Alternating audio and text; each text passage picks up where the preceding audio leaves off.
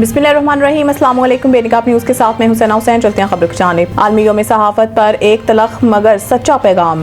चौधरी अदनान अली तारड़ की तरफ से आपके नाम। आज आलमी यौम सहाफ़त के मौका पर मेरा पैगाम उन इलाकाई सहाफ़ियों के नाम है जो बगैर दावत बिना इत्तला चौधरी साहब, गुज्जर साहब या शेर साहब की शादी, वलीमे, जनाजे या कुल शरीफ जैसी तकरीबात में जा घुसते हैं, तस्वीर बनाते हैं और फिर इन्हें सोशल मीडिया पर अखबार की जीनत बनाकर फोन उठाते हैं और फरमाते हैं, देखें चौधरी साहब, मैंने आपकी तकरीब की कितनी भरपूर कवरेज की है।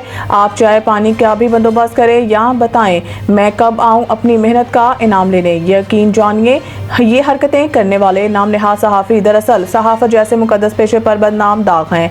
इनकी ऐसी खुद साख्ता खिदमत मेहनती और दयानतदार सहाफ़ियों की इज्जत को भी दागदार करती है जो बगैर किसी मुफाद के सच की तलाश और अवामी खिदमत को अपना मिशन बनाए हुए हैं। ऐसे अफराद का तर्ज अमल उन बिना बुलाए मौलवी जैसा होता है जो कुल शरीफ या 10वीं शरीफ के ख़त्म में अपना फन दिखाकर सिर्फ चंद सिक्के बटोरने के इरादे से शामिल हो जाता है या उस खुसरे से मुमासलत रखता है जो खुशी की खबर सुनते ही बुलावे के परवाह किए बगैर दरवाजे पर आन खड़ा होता है और फिर नजराने की उम्मीद में तरह तरह के राग अलापने लगता है, चाहे उस खुशी से उसका कोई ताल्लुक ना हो।